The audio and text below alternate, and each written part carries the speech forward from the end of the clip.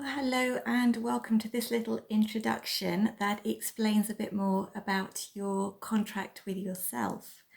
So I really wanted to put this together because there's a few things that I would love for you to understand so that you can really feel fully supported in this. There's a bit of similar but slightly different information in the document down below, which is explaining your contract with self. But in this, I wanted to start by explaining why I'm inviting you to take this step. Now, I mentioned that I've trained in NLP and learned tools and so on, but what does that actually mean? Well, see, the thing is, our subconscious mind is working quite independently of our conscious mind a lot of the time. So when the two of them are in alignment, that's when we're finding that our life is flowing nice and smoothly, and the goals that we're consciously setting for ourselves, we're heading towards without any major hiccups. But when we're saying that we would desire something and we're taking all the right steps to try and get to that point, and we're just not reaching there, it's like we're missing a target. That is very often a sign that there's something in the subconscious that is not in alignment with that stated goal or desired outcome. So the point of creating this contract with yourself is just to connect up your conscious and your subconscious and get them to agree that they would both like to achieve the particular outcome. So in this case, I'm guessing that your outcome you desire is the recovery from whatever symptoms you're experiencing, or to feel more energy, or however you are seeing that in your own mind. So the point about this is that the subconscious mind is really, really responsive to sort of symbolism and ritual. And if we just pause and think about that, that is actually used throughout life. That's why in a religious situation, you're invited to go to church and go through all these stages and rituals and so on. There is an awareness that that is actually touching something deep inside you, as well as what is going on consciously. And you'll see it in non-religious situations as well. That was just the first thing that popped into my head.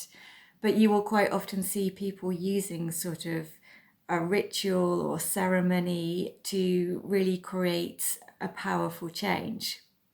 And of course, that can be used in ways that don't support you. But in this case, this ritual, ceremony, whatever feels comfortable for you to say, is entirely about you, and it is entirely supportive to you because of that. So I am going to invite you, as you take the time to sort of read through and fill out this contract, to just sort of also tune in to what feels good for you. And you may be someone that's leaping straight at this idea of ritual or ceremony and going, yes, I know exactly what I want to do to make this sort of feel special and important. I mean, maybe there's a particular place that you want to sit and read through this and sign it. Or maybe you want to do something like light a candle.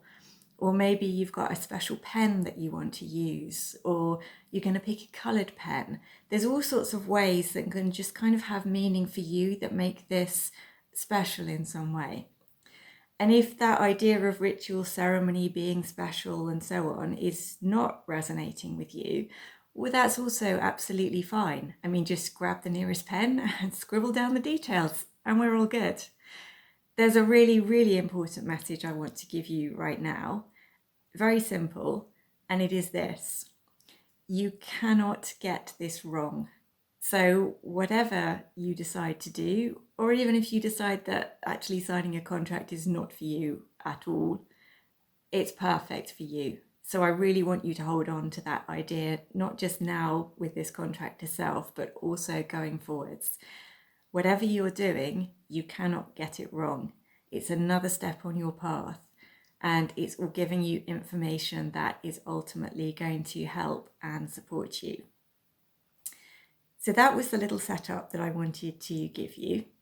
And now, in true fashion for signing any contract, make sure you read the small print. So I'm going to take you through each of the points in this contract with self and explain what they mean so that you can make an informed decision of, well, is that something that I'm happy to sign up to, or is that something that actually doesn't resonate with me right now? And of course, the other thing to mention is that this contract is not like binding you forever. I would like you to think of this as like a pillar of support. It's this setting your intention, which is like the support post that you can come back to anytime you're having a hard day or things are wavering.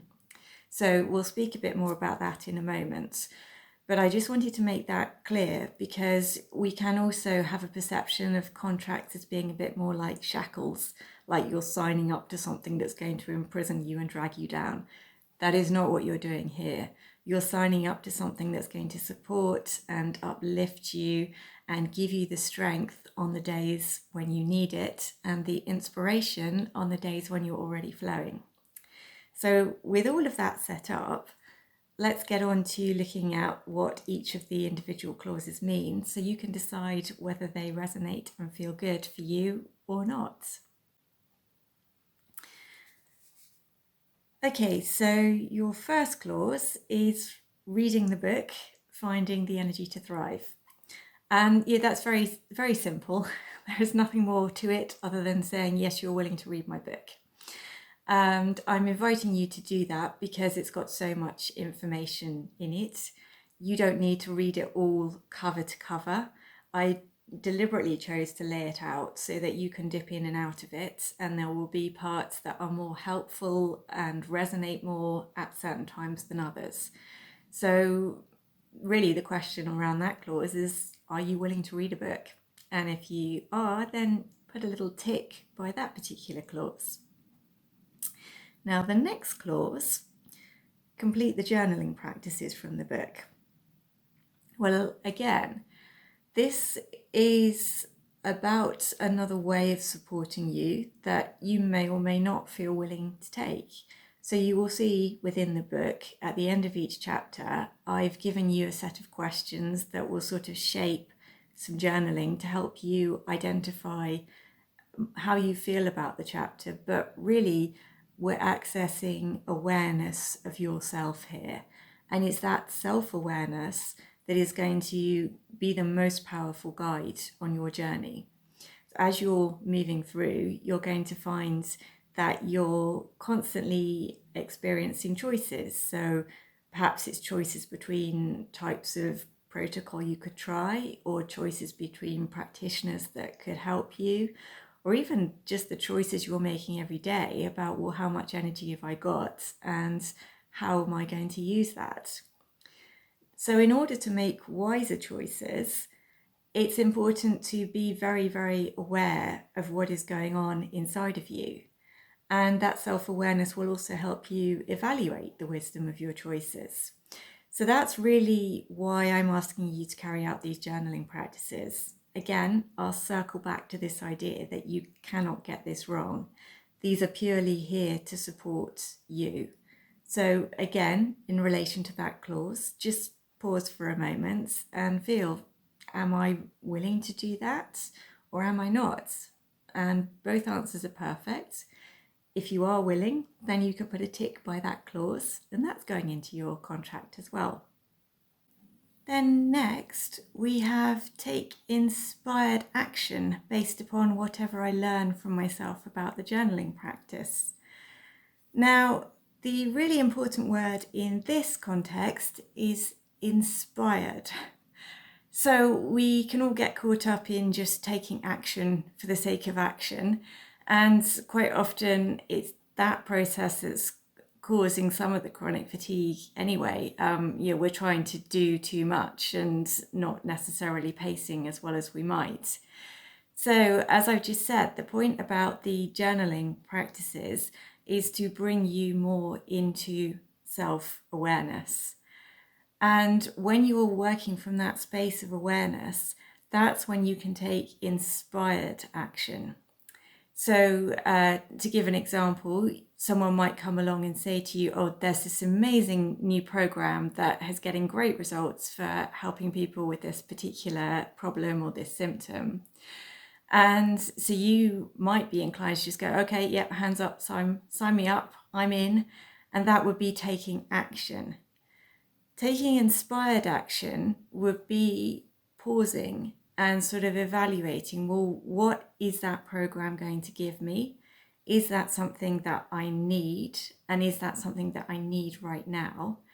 And it's about tuning into how that feels in your body as you're considering those questions.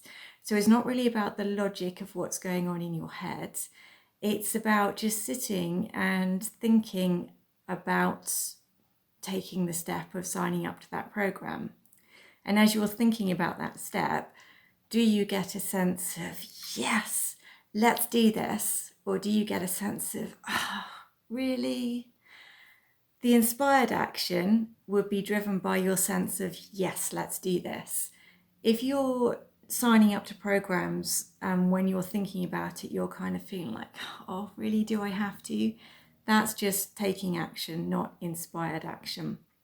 So we will explore all of that more as we go along. But I wanted to explain that's what I'm meaning by this clause. So now you appreciate that. Is that something that you feel you would like to sign up for? That is taking responsibility for your recovery journey and recognizing that you already have everything within you. Now, that can seem a little scary. It's not meant to be scary, it's actually designed to be empowering.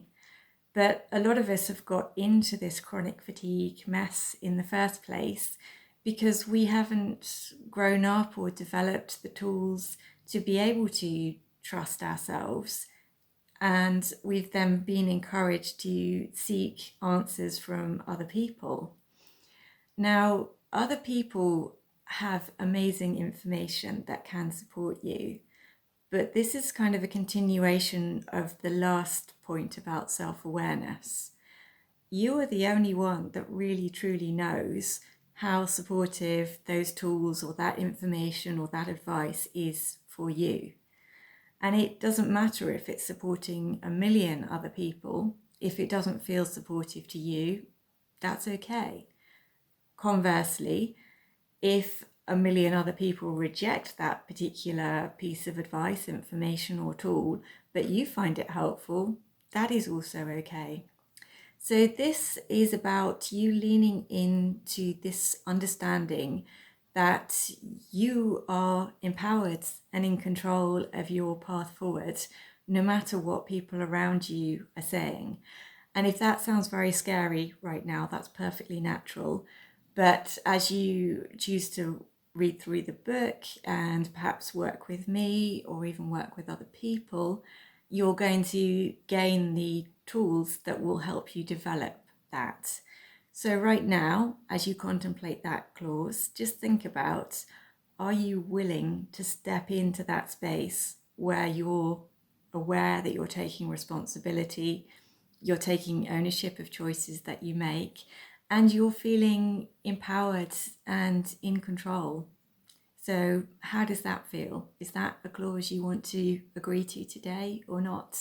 And again, there's no right or wrong answer here. It's just whatever resonates with you. That's about developing healthy habits that are going to support you physically, mentally, emotionally. Now, you'll get to understand some of those from the book. There will be others that will come into your awareness as you're following this path. So are you willing to actually make some concrete, practical changes in your life in order to find the path that supports you towards your goal? So again, just pause and consider, are you willing to sign up for that? And now the final clause is the one about investing in yourself. And by that, I mean, you could be actually needing to pay for some things at some point. So it can be a financial investment. It can also be an investment of your time. And when I'm talking about working with other people, I'm using that quite broadly. So that could actually be, yes, practitioners for whom you're paying for their services, but it can also be, the friends and family that are surrounding you. Are you willing to invest in building relationships that are truly supportive to your desired outcomes? So just have a think about how that one feels. So I hope that's given you a little bit more clarity about what each of these 5 clauses entails. Feel into each one and just be as honest as you can with yourself today. Nobody else is going to see this. So you're not setting it up to try and impress someone else or do the right thing by someone else's standards. If you're looking at that clause and thinking, yeah, no problem, I can do that, then give it a tick. If you're looking at it and going, really, no, thank you very much, well, don't tick that one today. So when you've picked out the clauses you're agreeing to, obviously sign and date your contract. And then I want you to put it somewhere prominent, because I talked a few minutes ago about this being like a pillar of support for you. So I want it to be somewhere where you're going to just see it each day. And it's a reminder, it's like your North Star. It's like your guide to go, I know I'm setting myself out to take this journey to this goal. Some days you're going to feel like you're making amazing progress, and other days it is going to feel like a challenge to take the next step. So on those days, see your contract as a support mechanism. It's not a set of shackles, because you also have the right to change your mind. So if you've been a bit gung-ho about all of this and signed up to all 5 clauses, and then you're kind of going, actually, you know what? I'm really not up for doing the journaling practices. Well, you can always tear up that one contract and make another one that's more reflective of where you are. And again, it may be that you rein things back into a more comfortable level, and then a little while later you're like, you know what? Now I understand how the journaling can benefit me, so you can put that back in. So this is flexible, it's supporting you, it's not shackling you. And it is powerful. And I hope that all of this is helpful and is making sense. And if it is, then I invite you to just think about how you can make this contract uniquely special for you. And I am sending you my good wishes. You are amazing for showing up and taking the first important foundational anchoring step on this journey. And I am sending you lots of love and gratitude and support to hold you as you're taking this amazing journey for yourself. So thank you and congratulations.